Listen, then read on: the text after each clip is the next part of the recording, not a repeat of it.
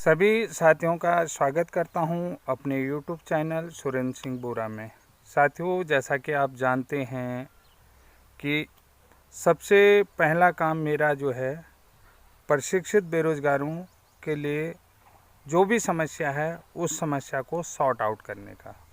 अब वो समस्या चाहे NIOS DLED की हो या NIOS B.Ed ब्रिज कोर्स की हो, जितनी भी मुझे जानकारी होती है तो उस जानकारी में मैं चाहता हूं कि सही और सटीक विश्लेषण हो। और उस विश्लेषण करने का उद्देश्य एक ये भी होता है कि बहुत सारी जगह पर या बहुत सारी चीज़ें जो हैं कि अखबार में नहीं छपती हैं।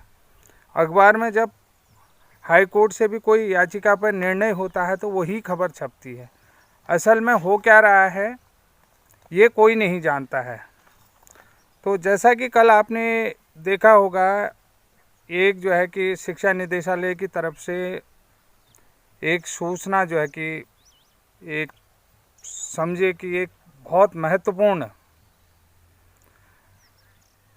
नोटिस जारी किया गया था और अधिसूचना जारी की गई थी।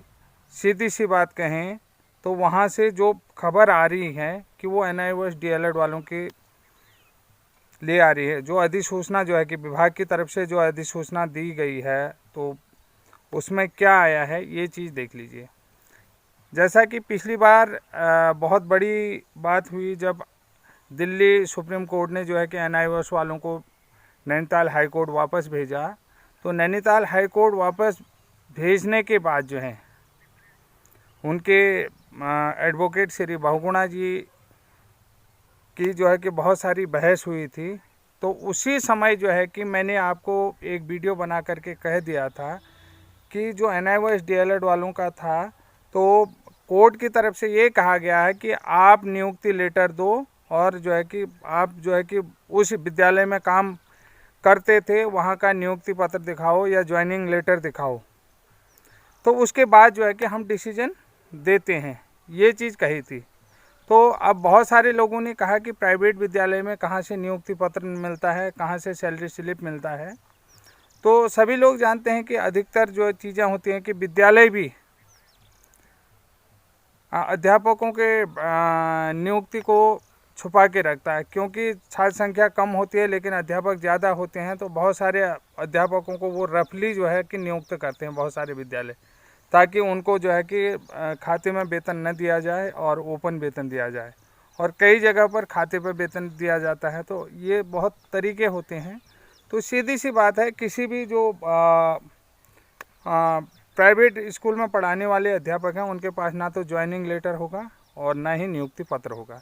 क्योंकि सबसे बड़ी चीज़ है, नियुक्ति पत्र देने के पीछे क्या होता है, वो जो है उसका जो है कि वो हकदार होता है। जहाँ 5 से ज़्यादा लोग कार्यरत होते हैं तो वो PPF का हकदार होता है। PPF का हकदार हो जाता है तो उन्हें का जो है कि उनको जो है PPF देना पड़ेगा और जो है PPF अकाउंट जो है कि उनका जो है कि इनरोल वहाँ भी करना पड़ेगा। तो कुल मिलाकर के ये बहुत बड़ी चीज़ें होती हैं। इन चीज़ों में मैं ज़्यादा नहीं जाऊँगा, क्योंकि उन्होंने कहा कि भैया हम इतनी सैलरी देंगे और जो है कि आपको जो है कि नगद कैश ही देते हैं अधिकतर। क्योंकि कई विद्यालय ऐसे होते हैं कि फीस को भी जो है कि बैंक का अकाउंट में लेते हैं और कई विद्यालय डायरेक्ट लेते हैं। स्कूल से रसीद दे दी और बैंक का अकाउंट जो है कि अब उसको अकाउंट मेंटेनेंस से उनका ज़्यादा कोई वो नहीं रहता। उनने कहा कि हमारे यहाँ इतने बच्चे हैं, बच्चों की हाजिरी से रहती है और आय व्यय का जो भी होता है, हमने इतना आय आती है इतना व्यय आती है, तो कोई चीज़ें छुपा करके रखते हैं। तो अब रही बात हाई कोर्ट ने तब उस समय जो है कि बहुगुणा जी को कह दिया था कि आप इनके ज्वाइनिंग और नियुक्ति पत्र दो, उसके बाद हम डिसीजन देते हैं। वो बहुत बड़ी चीज़ होता है। तो मैटर जो है कि बहुत गड़बड़ा गया था। तो फिर इन्होंने रिक्वेस्ट की थी कि हमें जो है कि अगली सुनवाई तक, अगली हियरिंग तक मौका दिया जाए। तो अगली हियरिंग का जो मौका आया तो अगली हियरिंग तक इनके जो वो कर दिया था, तो उसमें जो नया अपडेट आ गया था तो कोर्ट में जो है अपडेट कर दिया था कि सभी को अपना जो है कि संबंधित विद्यालय जहाँ पर कार्यरत हैं तो उसका प्रमाण पत्र देना होगा, अनुभव प्रमाण पत्र भी देना होगा। ये चीज़ें वहाँ पर कही गई हैं। तो अब कल जो खबर आई है कि उनके रिकॉर्डों की जांच होगी कि संबंधित विद्यालय में NIOS द्विवर्षीय डिप्लोमा वाले जो हैं, यानी कि 18 महीने ODL वाले जो हैं, तो वो कार्यरत थे या नहीं थे। तो इस चीज़ की जो है कि जांच होनी है।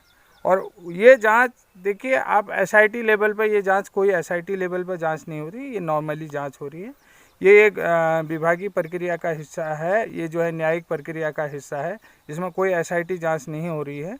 तो जो भी कैंडिडेट है वो अपना अनुभव प्रमाण पत्र लाएगा, अपना प्रमाण पत्र लाएगा, और संबंधित विद्यालय में जो भी उसके रिकॉर्ड हैं, तो उस रिकॉर्ड के संबंधित जो है कि पुष्टि होगी।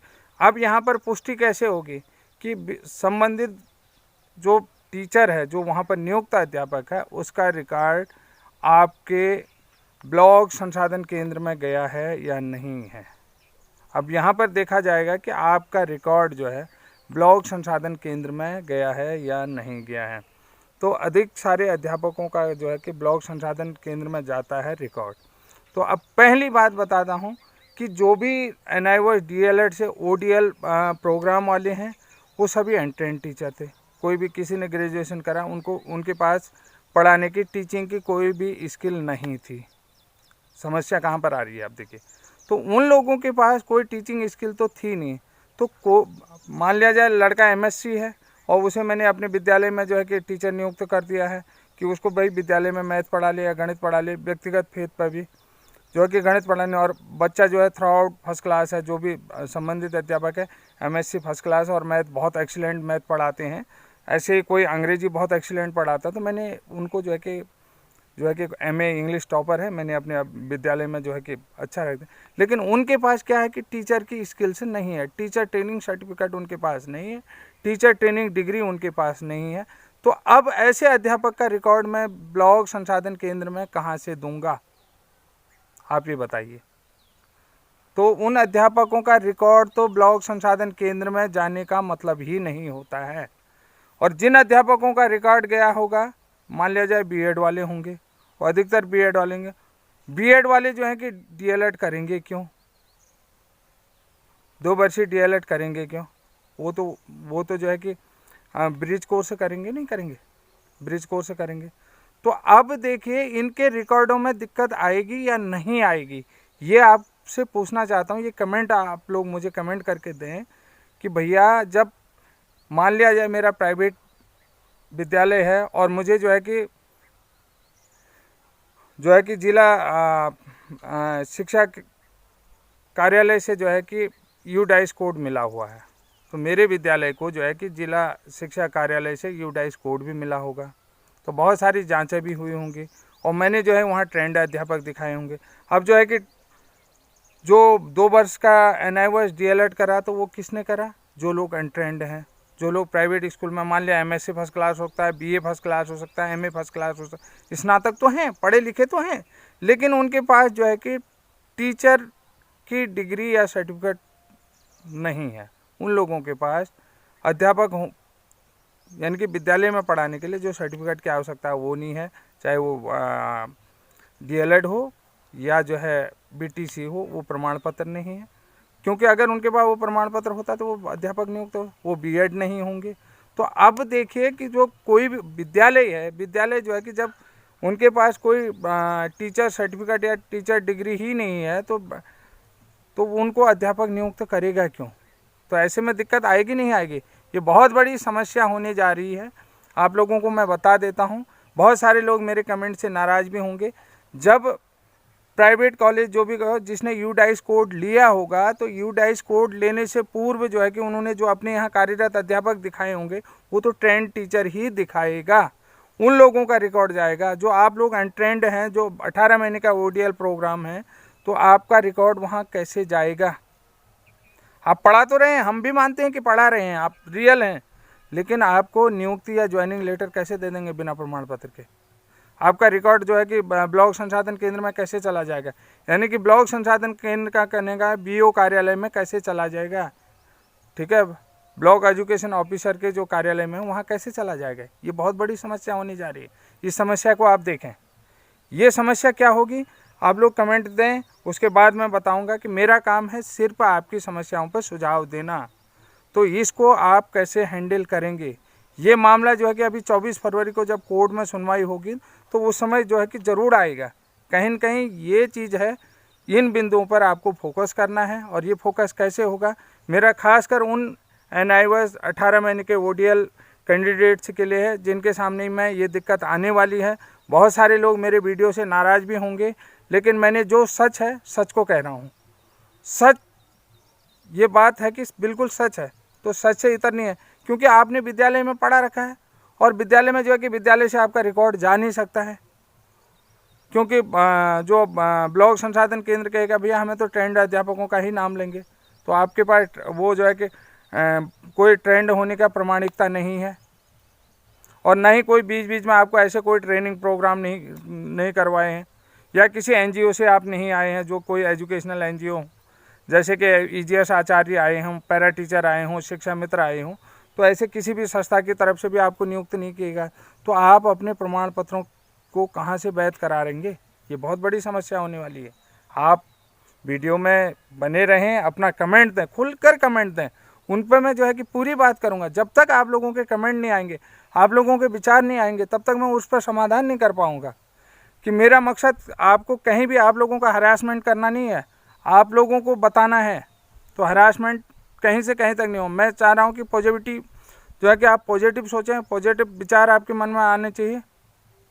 तो हमेशा पॉजिटिव रहें, अच्छा सोचें, सकारात्मक सोचें, लेकिन जो आपके मन में विचार हैं उस विचार को नीचे कमेंट बॉक्स में ज़रूर लिखें। तो ये NIOS DLED वालों के लिए बहुत बड़ी खबर होने वाली है, और जो 24 तारीख को आपकी सुनवाई है उस सुनवाई में ये समस्या आने वाली है। तो तब तक के लिए जय उत्तराखंड, जय हिंद।